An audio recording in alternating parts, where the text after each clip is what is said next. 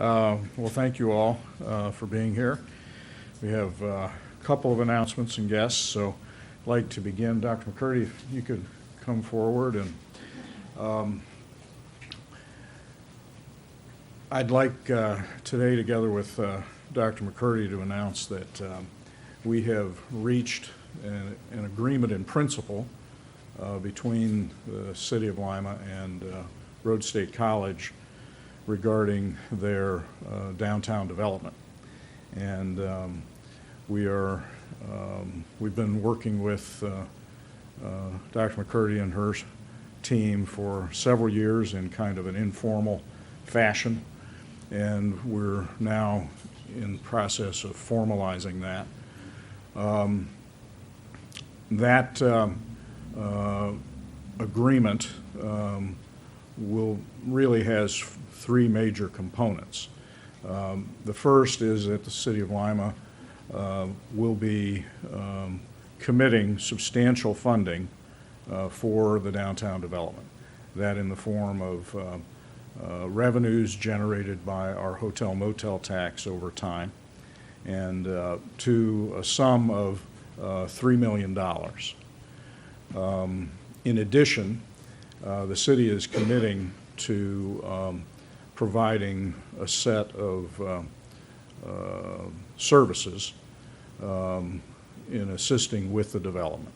The first being that we will be assisting in the final real estate acquisitions needed for the site. And we will also, through the engineer's office, be assisting with the demolition and site preparation activities. So we're in the process yet of working through the specifics of a formal agreement. Not only is our law department involved, but there are attorneys on behalf of Rhodes State College that are involved, including the Attorney General's office. So you can imagine anytime you have attorneys involved, all due respect, Mr. Law Director, it takes time. So once a legally enforceable agreement has been itemized and put together, we'll bring that back to City Council for final authority to move forward. But we wanted to announce today that we have, after long discussions, we have reached an agreement in principle on how we're going to move forward and assist Rhodes in getting across the finish line with the project. So, Dr. McCurdy? Thank you.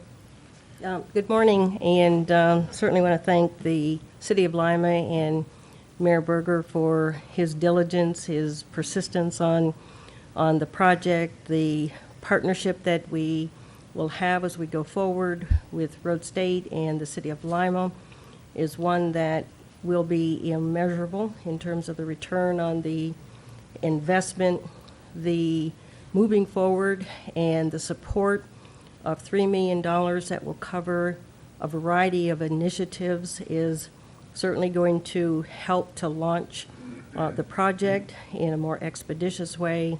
The fact that the city is committing as we get to a full document, many of the particulars and the details and demolitions and some support for the final acquisitions of properties is an area that we simply could not have moved forward as quickly as we're now moving without the help and support of the mayor. And he's absolutely right, as we have a whole slew of attorneys at the table all trying to discuss the language and wordsmith documents, but that's what they're there for, to ensure that we can move forward in a way that best represents certainly the interests of the city and the interests of the college. This is a long-awaited project, and with this announcement, we know it's going to continue to signal to this community that this is a viable project. It is going to happen with the support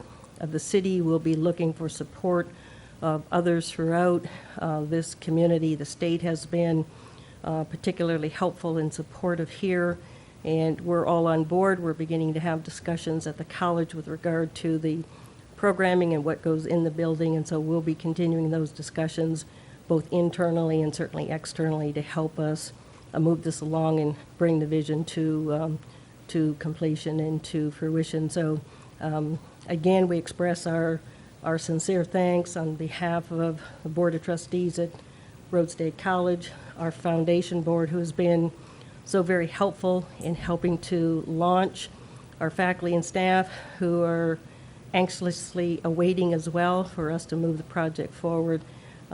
This is just a great sign when we can do and make this kind of move as a cohesive and collaborative relationship and partnership. So business, government, and education all coming together to grow our community. And so we thank you again, Mayor, for this tremendous support. Thank you, Dr. McCurdy. Looking forward to signing an agreement.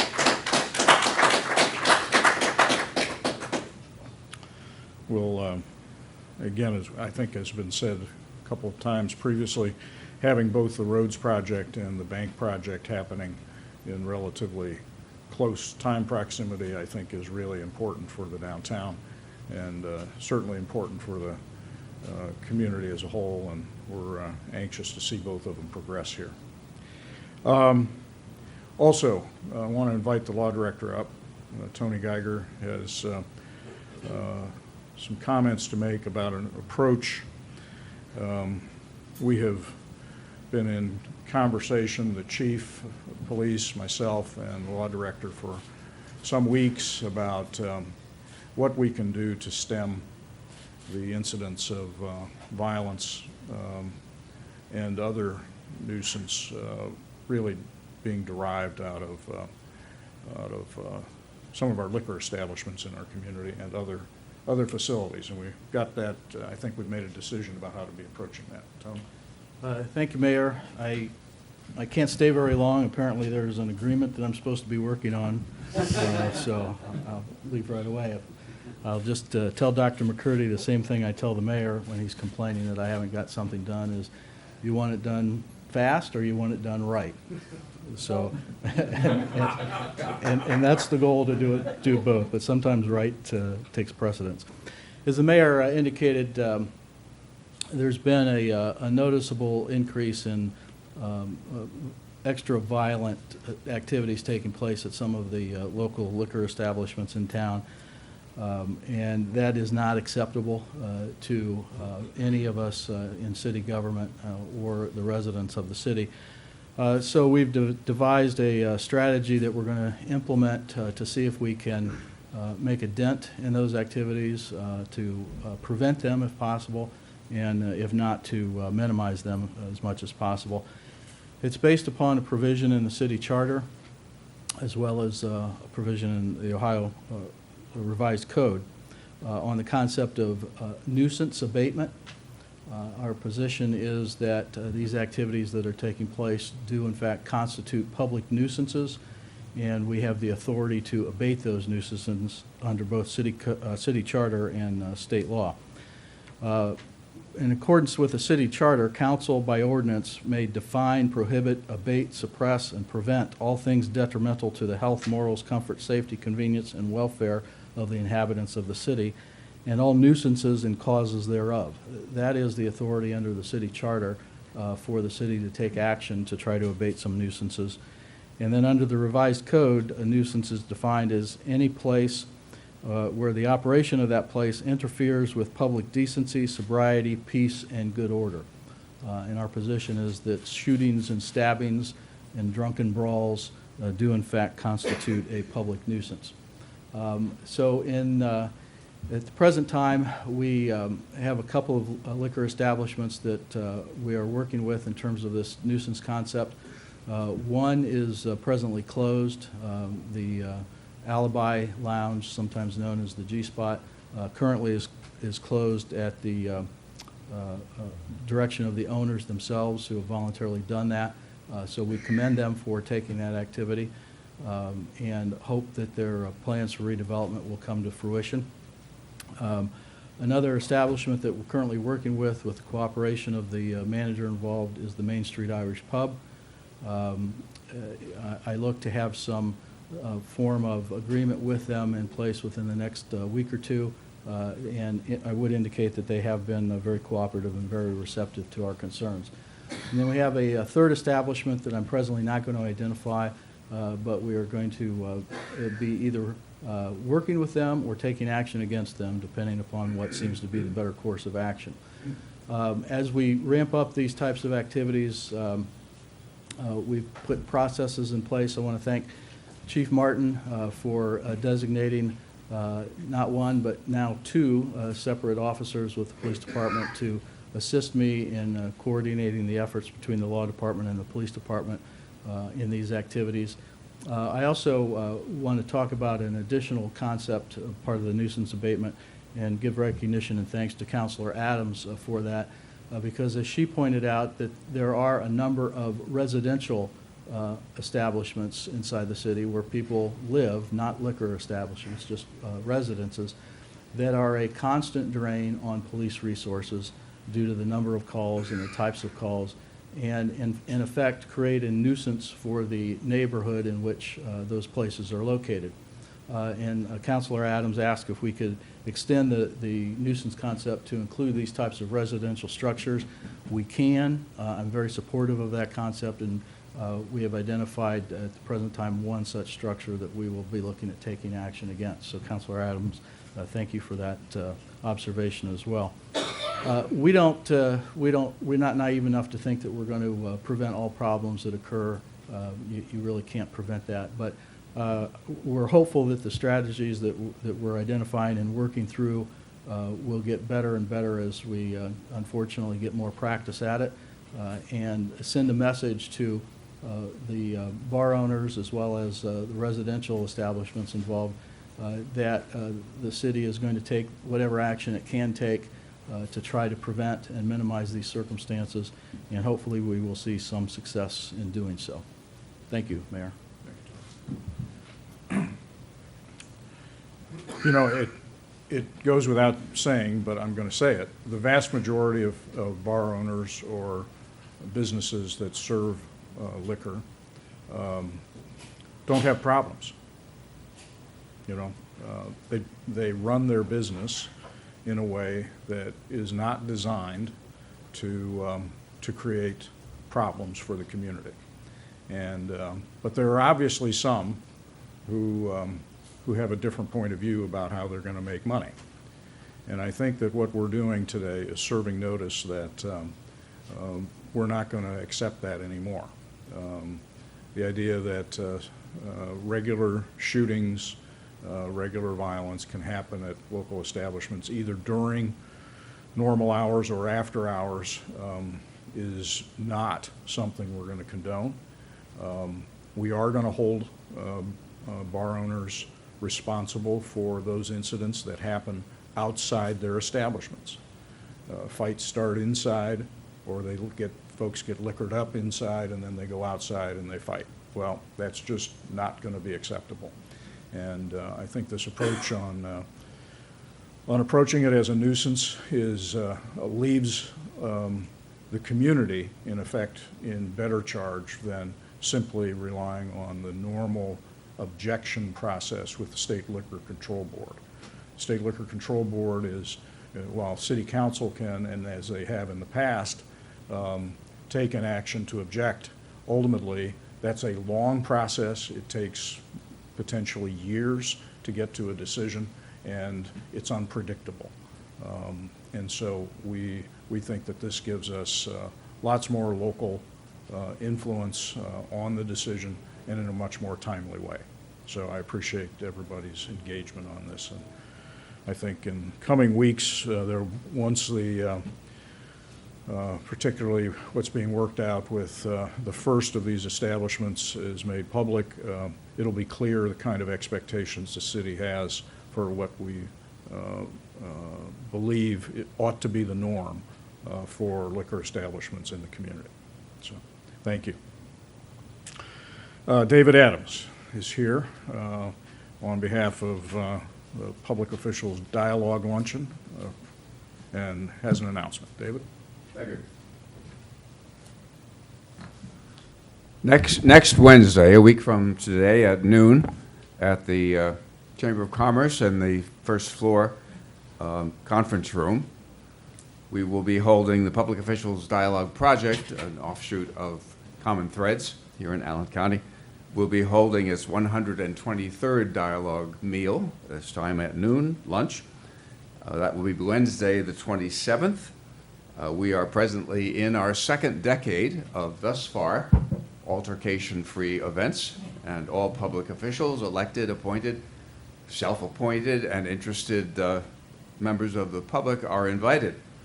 We ask only for a $5 donation to help cover the cost of our lunch. We begin a few minutes after noon, that will give people time to schmooze around a bit, and then we always conclude our dialogue a few minutes before 1 o'clock for those persons who actually have day jobs and need to get back to the office. That will be next Wednesday, July 27th, noon until 1 o'clock in the Suite 100 on the first floor of the Chamber and the Allen Economic Development Group upstairs.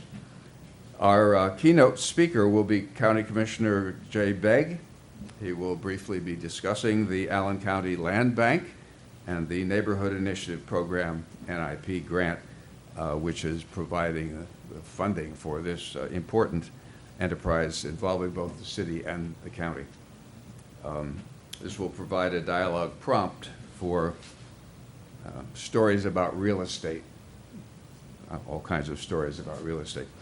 Our dialogue is intended to encourage members of the Allen County and Lima public community, officials of one sort or another, to get to know each other a little more personally through these narratives, life stories that we exchange, rather than providing an agenda on an issue, which would probably result in debate rather than dialogue. We have systematically attempted over the years, now 13 years, to find a prompt that will elicit narratives rather than opinions. So please put that on your calendar, and look forward to seeing you next Wednesday at noon, Chamber of Commerce, Suite 100. Thanks very much. Very good. Thank you. Lastly, I want to invite Saul Allen and Mike Caprella up. I think as some of you are aware, Gary Shealy had given me notice some months ago about his intent in the latter part of the year to be retiring. And at that time, I announced a transition process, and I want to kind of update you, the public, on where we're at with that transition. We have been able to hire a person as Warner Roach as the Deputy Director of Public Works in the Street Department. And after a period of some weeks in tandem with Saul, Warner is now ensconced in the Street Department headquarters down on College Street, and things are going well in terms of the transition of responsibilities to Warner. He met with him yesterday, and he's just thoroughly excited about his responsibilities, and I think all the feedback from counselors, from citizens, from others has been very positive. So that portion of the transition is, I would say, completed. Also, beginning this past Monday, we have now physically moved Gary Shealy from his office on the third floor down to my end of the building in Catherine Garlock's old office. That, of course, now means that when he throws his shoes at the wall, I get to hear that, or when he behaves obviously in a professional way. But Gary's there in the office next to mine, and continuing with a variety of responsibilities in the department.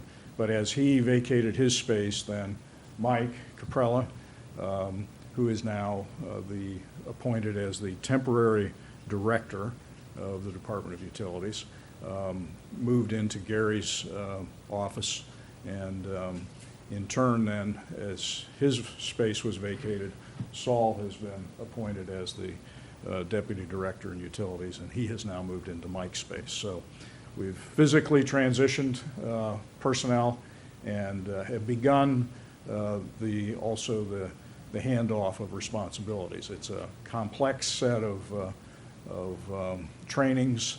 We've also got Saul in a variety of classes specific to the utility industry, and also learning the variety of plants, wastewater, water treatment, drinking water, and all of the field operations as well. So we've got a couple months more of this training activity, but my own sense is that it's going well, and we expect that everyone will eventually be comfortable in these new responsibilities. So, Saul, any comments?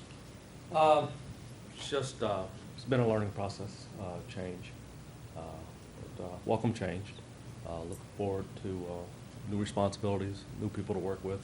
Also want to give thanks to what I still consider my guys over in the street department. Thank you. Mike? Don't consider them your guys anymore. Your guys are now in utilities department. No, I'm just messing. Yeah. I'm glad to have Saul on board full-time now, and with the office changes, Saul's office and mine are adjacent, so it'll be a lot more one-on-one training, and it's a big, complex department that we have in utilities, and Saul is gearing up for that, and he's very capable, and we've developed a good friendship over the years. We've worked together for a long time since Saul's been here. Now we're going to work even closer together.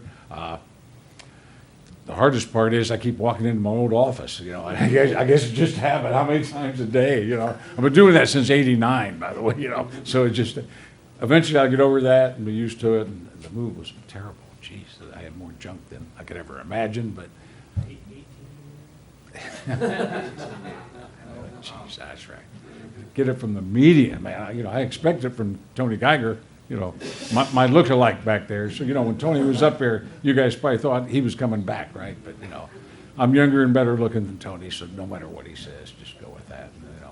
And to come up here after the good news with Rhodes, this is more good news for our department that we were able to make these changes ahead of time and still, have Gary on board for the next several months, so as we go through this training period. So it's an exciting time in utilities, and we expect to keep that department running as efficiently and effectively as we have over the past several years. So to the public, this should be an invisible change. To us, it's a big change. So thanks, Mayor. All right. Thank you both. Very good. I believe that's all that we have for today, but we'll break down for individual interviews. Thank you.